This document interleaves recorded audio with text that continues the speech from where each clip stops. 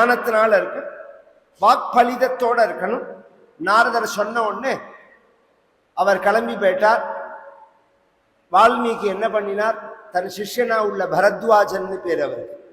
பரத்வாஜ மகர்ஷி இல்லை, இவர் வேற. அவரோட கிளம்பி பக்கத்துல கங்கையோட ஒரு கிளை நதி தமசேன்னு பேர். அகர்தமமிதம் தீர்த்தம் பரத்வாஜ நிசாமயா ரமணீயம் பிரசன்னாம்பு சன்மனுஷ்ய மனோயதா. அந்த நதியில ஸ்நானம் பண்ணிட்டு வரலாம். மாத்தியான்மிக ஸ்நானம் 2 தடவை குளிக்கணும் ஒரு நாளைக்கு. 3 தடவை 4 தடவை குளிக்கிறது எல்லாமும் இருக்கு. பொதுவா சாப்பிட்றதுக்கு முன்னாடி ஸ்நானம் பண்ணணும் சாஸ்திரப்படி. எப்ப சாப்பிட்றதா இருந்தாலும் சாப்பிட்றதுக்கு முன்னாடி குளிச்சுட்டு தான் சாப்பிடணும். கூழானாலும் இதுல ஒரு ஔவையாரோட இது கூட தெரியாதபடிக்கு தமிழ்நாட்டில் தமிழ் வளர்ந்துருக்கு. கூழானாலும் குளித்து குடி, இது ஔவையாரோட வச்சனம். இது நீ கூழ சாப்பிட்றதா இருந்தாலும் குளிச்சுட்டு தான் சாப்பிடணும் அப்படின்னு இது சாஸ்திரம். இது அதனாலதான் சிரார்த்த தண்ணிக்கு 2 ஸ்நானம் பண்றோம். கார்த்தால ஒரு ஸ்நானம் பண்றோம், அப்புறம் இன்னொரு ஸ்நானம் பண்ணணும். சாயங்காலமும் ஆச்சாரியா எல்லாம் பார்த்து எல்லாம் சாயங்காலமும் ஒரு ஸ்நானம் பண்ணுவா. கிரகஸ்தருக்கும் உண்டு தேவையா இருந்தா. ராத்திரியில பண்ணக்கூடாது. நிச்சயில சூரியன் அஸ்தமனம் ஆயிடுச்சுன்னா அப்புறம் பண்ணக்கூடாது. ஒரு விளக்க வச்சுட்டு தான் பண்ணணும். 24 மணி நேரமும் ஸ்நானம் பண்ணலாம்ங்கிறது கங்கைக்கு மட்டும்தான் அந்த நியமம். எப்ப வேணாலும் கங்கையில ஸ்நானம் பண்ணலாம். இவர் ஸ்நானம் பண்றத போறதே அங்க கரையில ஒரு மரத்துல 2 பறவைகள் இருக்க. கிரௌஞ்சம்னு சமஸ்கிருதத்துல பேரு, தமிழ்ல அன்றில்னு பேரு. அந்த பறவைகள் ஆண் பெண் ஒன்னோட ஒண்ணு கொஞ்சி விளையாடின்னு இருக்க. பின்னாடியால வேட்டையாட வந்த வேடன் ஒருத்தன் அதுல ஆண் பறவையை அடி வேட்டையாட அது கீழே விழுந்து ரத்தம் செதறி செத்து போக பெண் பறவை துடிச்சுது, கதறது. இவருக்கு கருணை வந்து அந்த வேடனை பார்த்து சொன்னார், இப்படி நீ பண்ணலாமா வேடா? இது சமயமா? நீ வேட்டையாடுறதுக்கு இது காலமா? அது 2 பறவைகள் சந்தோஷமா இருக்கிற சமயத்துல ஒரு பறவையை நீ கொன்னதுனால ரொம்ப நாளைக்கு நீ இருக்க மாட்டாய். ரொம்ப நாளைக்கு நீ நன்னா இருக்க மாட்டாய். மானுஷாத பிரதிஷ்டாந்த்வம் அகமசாஸ்வதி சமாஹா யக்ரௌஞ்ச மிதுனாதேகம் அவதி காமமோஹிதம். ரொம்ப நாளைக்கு நீ இருக்க மாட்டாய்னா. இதான் முதல்ல வால்மீகி வாக்குல வந்த ஸ்லோகம்ங்கிறது. சமஸ்கிருதம் 2 டைப்ல இருக்கு. ஒன்னு கத்தியம், இன்னொன்னு பத்தியம்னு பேர். கத்தியம் அப்படின்னு சொன்னா அன்லிமிட்டெட்னு சொல்றோமோ, லிமிட்டெடு அன்லிமிட்டெடு அப்படின்னு. அந்த அன்லிமிட்டெடுக்கு தான் கத்தியம்னு பேர். ஜெய ஜரணி சுதா சமுத்திராந்த ஹிருத்யன்மணி தீப சம்ரூட வில்வாடவி மத்திய கல்பத்ருமா கல்பகாதம்ப காந்தார இப்படி சொல்லிட்டே போலாம். இஷேத்வோர்ஜேத்வா வாயவஸ்தோ பாயவஸ்த தேவோவஸ் சவிதா பிரார்ப்பயது ஸ்ரேஷ்டதமாய கர்மண ஆப்யாய இப்படி சொல்லிட்டே போலாம். அப்படி இல்லாம சுக்லாம்பரதரம் விஷ்ணும் சசிவர்ணம் சதுர்புஜம் பிரசன்னவதனம் தியாயேத் 8 எழுத்தா இருக்கும். 8, 12, 14, 24 இப்படி இருக்கு. இது லிமிட்டெட். அன்லிமிட்டடா உள்ளதுக்கு கத்தியம்னு பேரு, லிமிட்டடா உள்ளதுக்கு பத்தியம்னு பேரு. இந்த லிமிட்டடா இருந்தாதான் பாட முடியும். அன்லிமிட்டடா இருந்தா கானம் தான் பண்ணலாம், ஆலாபனை தான் பண்ணலாமே தவிர தாளத்துல பாட முடியாது உங்களால். சங்கீதத்தை அந்த ஸ்வரஸ்தானத்தை நீங்க சொன்னாலும் அந்த காலப்பிரமாணம் இருக்கு பாருங்க, அது ரொம்ப அவசியம். ஏன்னா ஸ்ருதிர் மாதா லய பிதா சங்கீதத்துக்கு அந்த காலப்பிரமாணம் எழுத்துனாலதான் வரது. இந்த காலப்பிரமாணத்தை வச்சு எழுத்துனால ஒரு செய்யுள முதல்ல உலகத்துக்கு தந்தவர் வால்மீகி. அவர் தான் ஆதி கவின்னு பேர். மற்றவர்கள்லாம் அவரை பின்பற்றவர்கள் தான். அவரை சொன்ன முதல் ஸ்லோகமும் மானிஷாத பிரதிஷ்டாந்த்வம் அகம சாஸ்வதி சமாக எத்ரௌஞ்ச மிதுனாதேகம் அவதி காமமோகிதம். இப்படி சொன்ன உடனே அவன் சொன்னா, வேட்டையாடுறது என் தொழில்.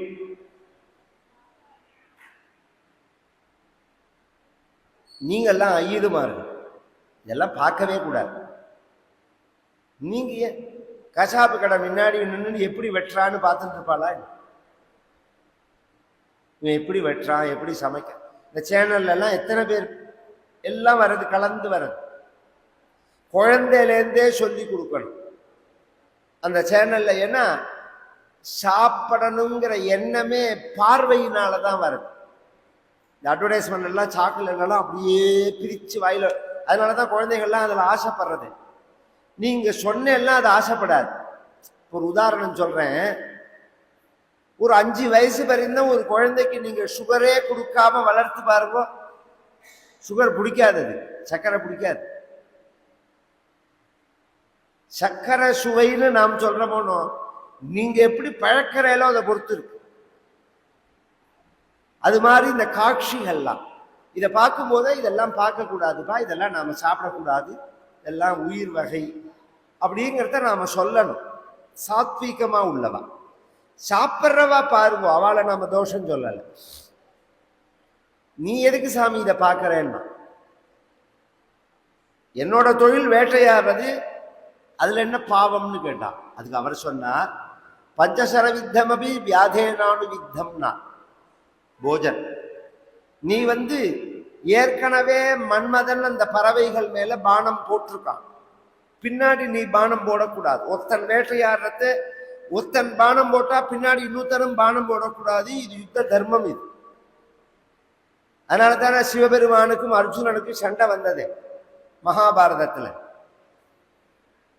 அது வேட்டையாடுறத 3 சமயத்துல கொல்லக்கூடாது.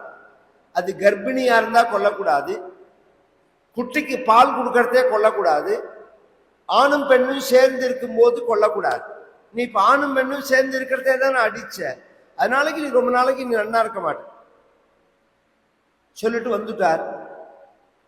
சிஷ்யனை கூப்பிட்டு சொன்னார். சிஷ்யன் சொன்னா, அதை விடுங்கோ, அவனை வெய்யறத நீங்க ஒரு பாட்டா பாடினேன்னா இது வித்தியாசமா இருக்கேன்னா. மானுஷாத பிரதிஷ்டாந்தம். ஆமாண்டா, எனக்கே ஆச்சரியமா இருக்கேன்னா. நான் அவனை விஷவு தானே திட்டினேனே, இது எப்படி நன்னா பாட்டா வந்தது? இவருக்கு ஆச்சரியம், நினைச்சு பார்க்கிறான். அதனாலதான் இன்னைக்கும் ஒருத்தர் வெய்ய போறான்னா நன்னா பாட்டு வாங்க போறேங்கிறோம். இதுல நன்னா பாட்டு வாங்க போறேன்னு ஏன் சொல்றோம்?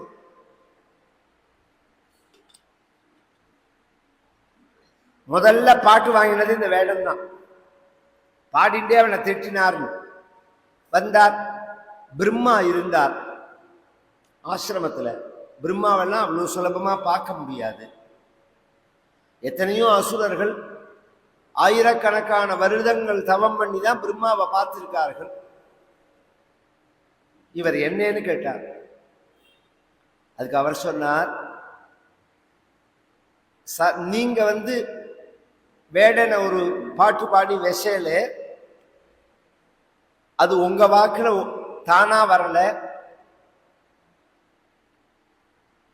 சரஸ்வதி உங்க வாக்குல உட்கார்ந்து அது மாதிரி வரா மாதிரி நான் தான் செஞ்சேன். மச்சந்தா தேவதே பிரம்மன்னு பிரவர்த்தேயம் சரஸ்வதி.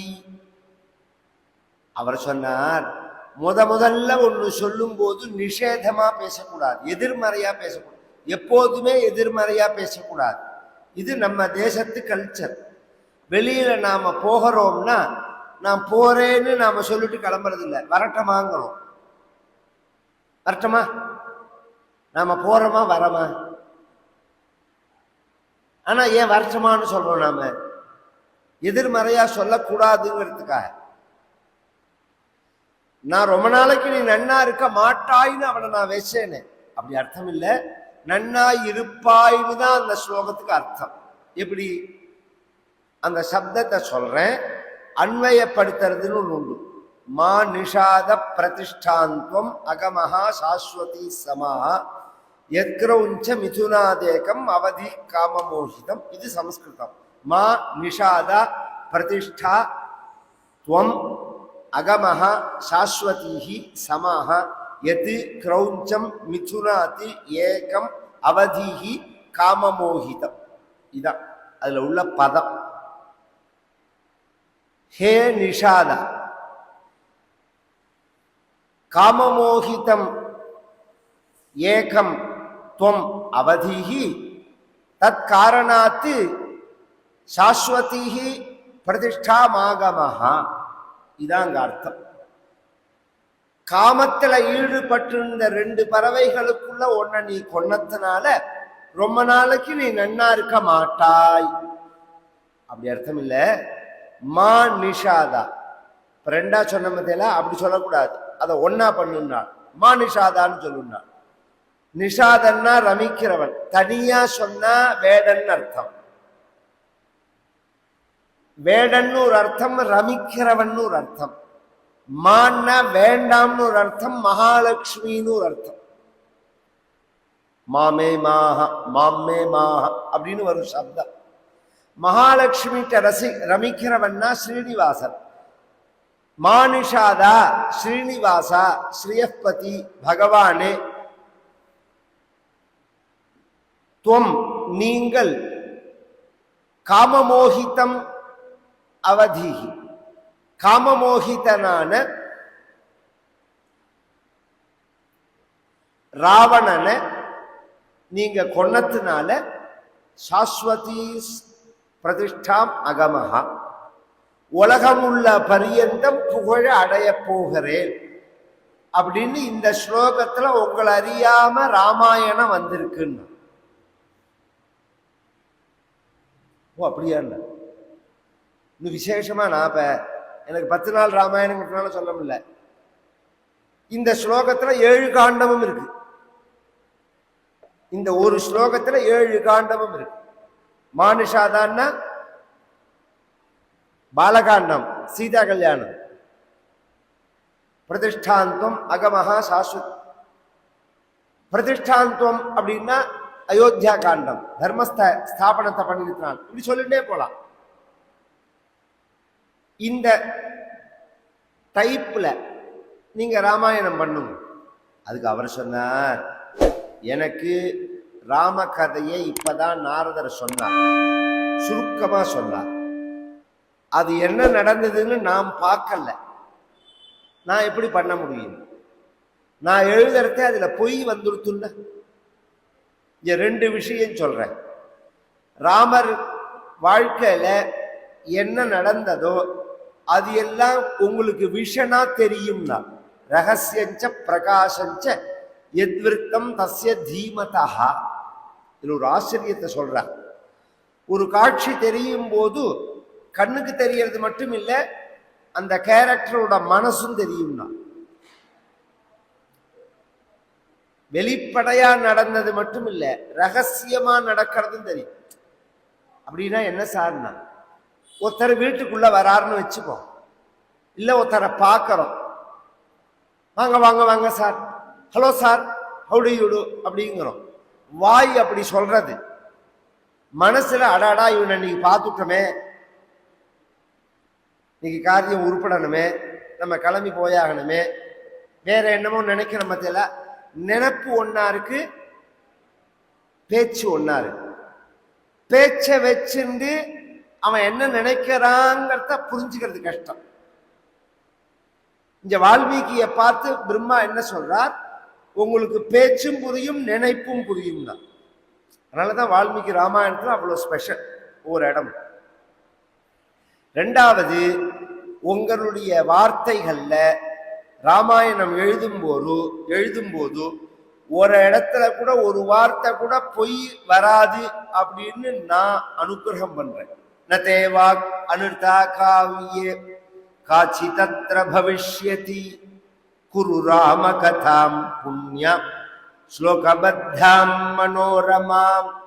இப்படி சொன்ன உடனே கிழக்கு நுனியாக தர்பையை போட்டுண்டு வால்மீகி தியானம் பண்ணிட்டு உட்கார்ந்துக்க ராமாயணம் முழுக்க கண்ணுக்கு தெரியறது.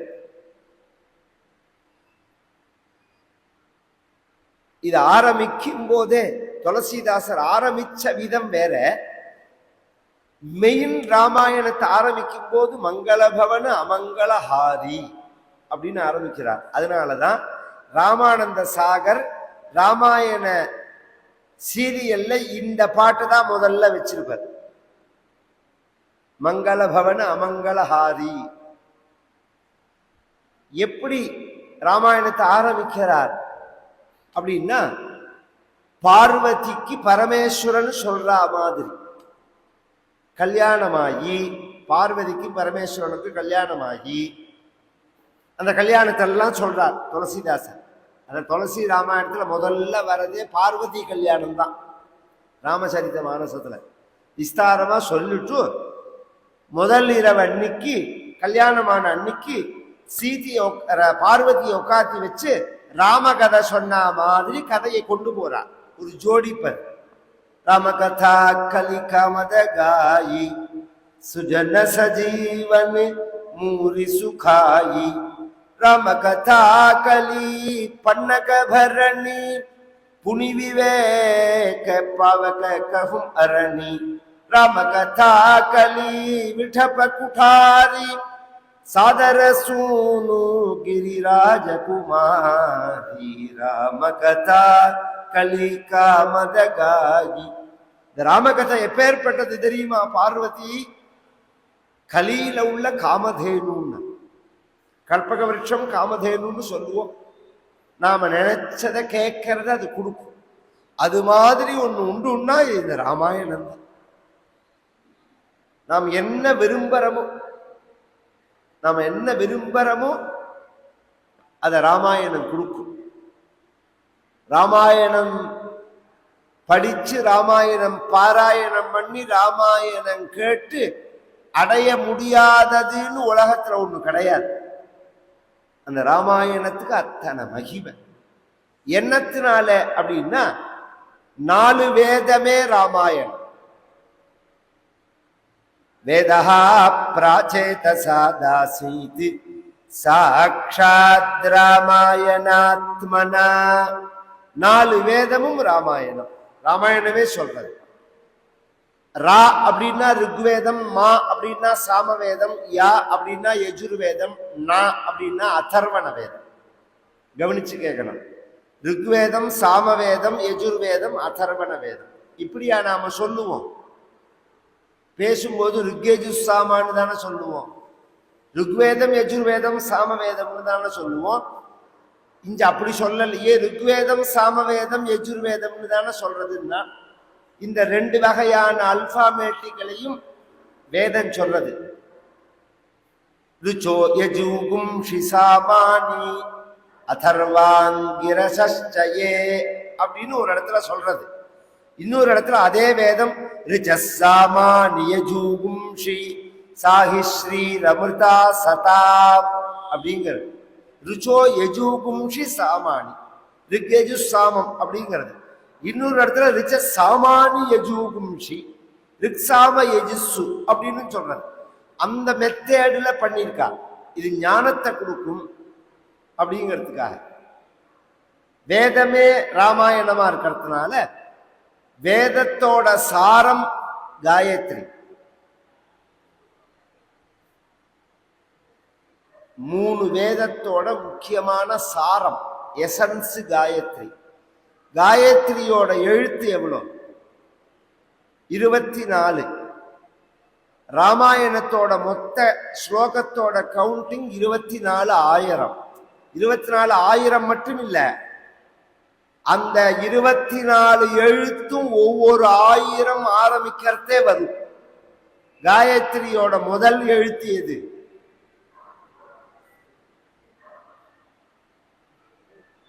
எழுத்த சொல்லலாமே. த. ஓம் பூர்பூ ஸ்வஹாங்கிறது ஓம்ங்கிறது பிரணவம், பூர்பூ ஸ்வஹாங்கிறது வியாகிருதி. அது காயத்ரி கிடையாது. த அப்படின்னு ஆரம்பிக்கிறோம். தத் சவித்து அப்படிங்கிறமோனோ த அப்படிங்கிறதுனாலதான் தபஸ்வாத்தியாய நிரதம். ராமாயண ஆரம்பமே அப்படிதான்.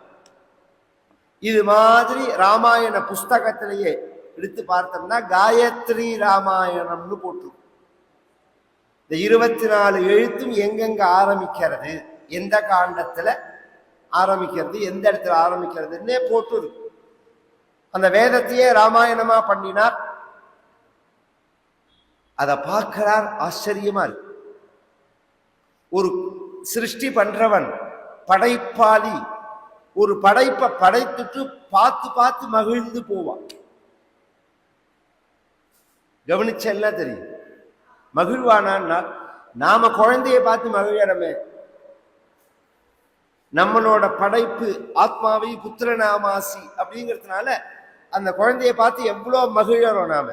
அது மாதிரி ஒரு அலங்காரம் பண்ணினா, ஒரு சமையல் பண்ணினா, ஒரு சுவாமிக்கு பூஜை பண்ணினா, ஒரு பாட்டு எழுதினா, ஒரு கவிதை எழுதினா, ஒரு கதை எழுதினா, எந்த படைப்பாளையும் தன் படைப்பை பார்த்து பிரமிச்சு போவான். அது மாதிரி வால்மீகி இங்க பிரமிக்கிறார். அது மாதிரின்னு சொல்ல முடியாது, அது மாதிரி 100 மடங்கு. ஏன்னா இவரோட சாமர்த்தியம் மட்டும் அதுல இல்ல, இவரை காரணமா வச்சிருந்து வேதமே வந்திருக்கிறதுனால வேதம்ங்கிறது அனந்தாவை வேதாகவும், வேதத்தோட ஒரு மகிமையோ, வேதத்தோட ஒரு ஆழமோ, வேதத்தோட ஒரு பொருளோ முழுமையாக யாருக்குமே உணர முடியாது அப்படின்னு சாஸ்திரங்கள் சொல்றதுனால ஆச்சரியமா பார்க்கிறார். சமுத்திரமிவ ரத்னாட்யம் சர்வஸ்ருதி மனோகரம். அவ்வளோ அழகா இருக்கு. ராமனுடைய குழந்தைகள் குஷனும் லவனும் 2 பேர் சீதையோட வால்மீகி ஆசிரமத்துல தான் பிற்காலத்துல வசிக்கிறார்கள். அந்த குழந்தைகள் சந்தியாவந்தன சமிதாதானம் பண்ணிட்டு வால்மீகியை நமஸ்காரம் பண்ண, அந்த குழந்தைகளுக்கு இவர் கார்த்தால வேலையில அனுஷ்டானத்தெல்லாம் முடிச்சுட்டு ஒரு 8 மணிக்கு இந்த ராமாயணத்தை நாம யாருக்கு உபதேசம் பண்ணலாம்? ஏன்னா வித்தை இருக்கு பாருங்க. நமக்கு ஒண்ணு தெரிஞ்சதுன்னா இன்னொருத்தருக்கு சொல்லி கொடுக்கணும். அது இது வித்தையோட தர்மம். தெரிஞ்சுண்டு அதை இன்னொருத்தருக்கு வாழ்நாள் முழுவதும் சொல்லி கொடுக்காம எவன் சாகரானோ அவன் தான் பிரம்மராட்சசா பிறக்கிறான் சாஸ்திரம். ஏன் அப்படின்னா, அதுவும் வேதத்தை படிச்சுட்டு சொல்லி கொடுக்காம இருக்கக்கூடாது. இது ஸ்ருதம்மே கோபாயா அப்படிங்கிறது வேதம், எல்லாருக்கும் தெரியணும். நம்ம பெரியோர்கள்லாம் அப்படிதான் இருந்தா, கூப்பிட்டு வச்சு சொல்லி கொடுப்பா. இவா உனக்கு நான் சொல்லி கொடுக்குறேன், விஷ்ணு சஹஸ்ரநாமம் சொல்லித்தரேன், லலிதா சஹஸ்ரநாமம் சொல்லித்தரேன், புருஷ சூக்தம் சொல்லித்தரேன் இவா அப்படின்னு. ஏன்னா சொல்லி இன்னைக்கு எல்லாம் ஃபீஸ், எல்லாம் பணம். நம்ம ஹிந்து மதத்துல எல்லாம் ஃப்ரீ, படிப்பு முழுக்க ஃப்ரீ. இதான் ஹிந்து மதத்தில் உள்ள ஸ்பெஷலே. இதை யாருக்கு சொல்லலாம்ங்கிறத இந்த குழந்தைகள் வந்த உடனே பகவானுடைய சங்கல்பம். நாம உன்னை தீர்மானம் பண்றதுக்கு பதிலா அதுவா நடக்கிறது பாருங்க, அதுக்கு விசேஷம் கூட. அதுவா நடக்கும். இந்த குழந்தைகளா நமஸ்காரம் பண்றது. அப்ப குழந்தைகளுக்கு தான் உபதேசம் பண்ணணும், குழந்தைகளுக்கு சொல்லி கொடுத்தார். பொதுவா ஹிந்து மதத்துல அந்த டீச்சிங் சிஸ்டம் எப்படின்னா, முதல்ல மீனிங் சொல்லி கொடுக்க மாட்டா. முதல்ல ப்ரோஸ் முழுக்க பைஹார்ட் பண்ண சொல்லிடுவா, நெற்று பண்ண சொல்லிடுவா. அப்புறம்தான் மீனிங் சொல்லி கொடுப்பா. ஏன்னா ஒரு 15-16 வயசு வரைக்கும் தான் பைஹார்ட் பண்ண முடியும். 16 வயசுக்கு மேலதான் மீனிங் புரியும். நீங்க 16 வயசுக்குள்ள மீனிங் சொன்னாலும் பெருசா புரியாது. 16 வயசுக்கு மேல பைஹார்ட் பண்ண சொன்னாலும் வராது. இது ஆச்சரியம். போற போக்குல சொல்லி கொடுப்பான். அந்த காலத்துல எல்லாம் பாட்டி அம்மாவை அனுசரிச்சு பெண் குழந்தைகள் வளரும், அப்பா தாத்தாவை அனுசரிச்சு புள்ள குழந்தைகள் வளரும், ஆண் குழந்தைகள். தாத்தா மாதிரியே சந்தியாந்தனம் பண்றேங்கோ, பூஜை பண்றேம்மா, நான் ஜபம் பண்றேன்னு உட்காந்துப்பான். போற போக்குல சொல்லி கொடுப்பார். அது மாதிரி பாட்டியோட உட்கார்ந்துண்டா கஜானனம் பூத கணாதி சேவிதம் சொல்லும்பா. பாட்டி மாதிரியே விளக்கேற்றும், குங்குமத்தை எடுத்து இட்டுக்கும், நமஸ்காரம் பண்ணும். இதெல்லாம் ஒரு பாக்கியம். இன்னைக்கு அந்த பாக்கியங்கள்லாம் கிடையாது. அந்த வயசானவாளோட சேர்ந்து வாழறதெல்லாம் இப்ப மாறி போயிடுது. அதனால என்ன பெரிய நஷ்டம்னா தலைமுறைக்கு தான் நஷ்டம். உங்களுக்கு ஈஸியா கிடைக்க வேண்டிய அந்த நாலெட்ஜ் கிடைக்காம போறது. படிப்புங்கிறது ஸ்கூல்ல போய் படிக்கிறது மட்டும் படிப்பு கிடையாது, ஒழுக்கம்தான் படிப்பு. உயிரினும் ஓம்பப்படும் ஒழுக்கம், உயிரினும் ஓம்பப்படும் அப்படிங்கிறார். இந்த ஒழுக்கம்தான் படிப்புங்கிறது. அது பழகலைன்னா அப்புறம் 1000 படிச்சு என்ன பிரயோஜனம்? அயோக்கியன் கையில கத்தி கிடைச்சா மாதிரிதான். அந்த அறிவுங்கிறது சகஜமா குழந்தைகளுக்கு கிடைக்கணும், ஃப்ரீயா கிடைக்கணும், எல்லாம் கிடைக்கணும். சின்ன வயசுல பைஹார்ட் பண்ண சொல்லணும், சொல்லி கொடுத்தார். ஒரு ஆச்சரியம் என்னன்னா, அந்த குழந்தைகளுக்கு நிமிஷமா பைஹார்ட் ஆயிடுது. சின்ன வயசுல லெட்டர் ஆயிடுது. அந்த குழந்தைகள் போறத வரத்தை எல்லாம் சொல்லிட்டே இருக்கு. இந்த குழந்தைகளுக்கு நீங்க 2-4 வயசு பயலுக்கு ஒரு ஸ்லோகத்தை சொல்லி கொடுத்தேன்னா அதை சொல்லிட்டே போயிட்டு வந்துட்டு இருப்பான். அதுக்கு என்ன அர்த்தம்னு உனக்கு தெரியாது, அதை சொல்லிட்டே போயிட்டு வரும்.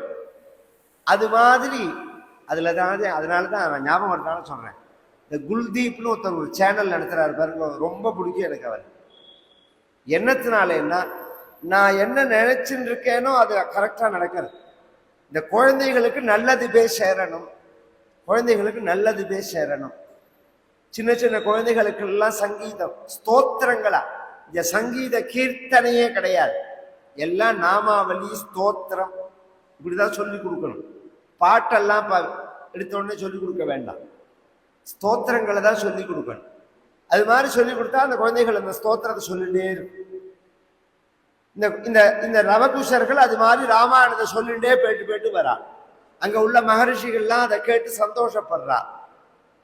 ஒரு சந்தர்ப்பம் ராமபிரான் நைமிஷாரண்யம்னு ஒரு இடத்துல அஸ்வமேதம்னு ஒரு யாகம் பண்ண, அந்த யாகத்துக்கு இந்த குழந்தைகள் வரது. வந்த உடனே அங்க உள்ளவர்கள்லாம் ராமபிரான்ட்டு அழிச்சுன்னு போறா அந்த குழந்தைகளை. குழந்தைகள் போய் ராமனை நமஸ்காரம் பண்றது. குழந்தைகளை பார்த்த உடனேவே ராமருக்கு தன் குழந்தைன்னு தெரியும். குழந்தைகளுக்கு ராமன் தான் அப்பான்னு தெரியாது, தன்னோட அப்பா இவர் தான் தெரியாது.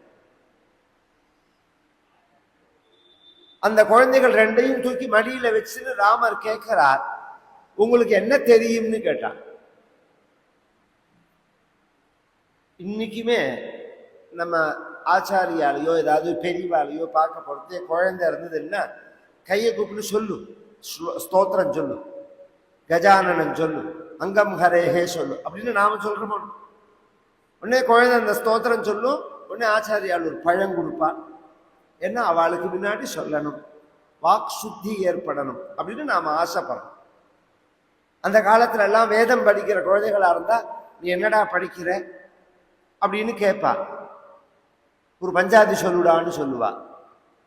ஸ்தோத்திரம்னா ஸ்தோத்திரம் சொல்லும்பா, வாக் சுத்தி ஏற்படுறதுக்காக. அது மாதிரி இந்த குழந்தைகளை பார்த்து உங்களுக்கு என்ன தெரியும்னால் ராமாயணம் தெரியும்னு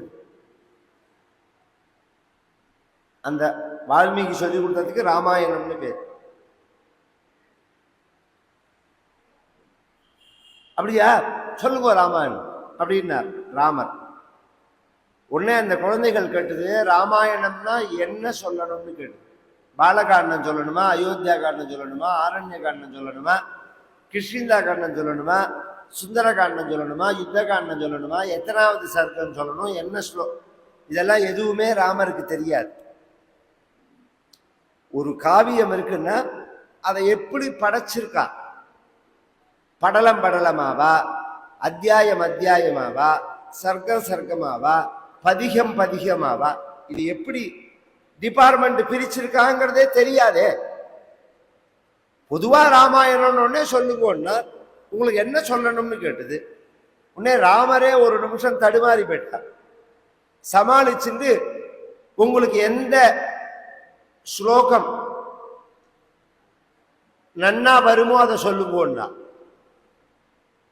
கெட்டிக்காரத்தனமா இந்த இடம் அப்படின்னு சொல்லாம எந்த இடம் சொன்னா உங்களுக்கு நன்னா வருமோ அந்த இடத்த சொல்லுங்க அப்படின்னு உடனே குழந்தைகள் சொல்றது.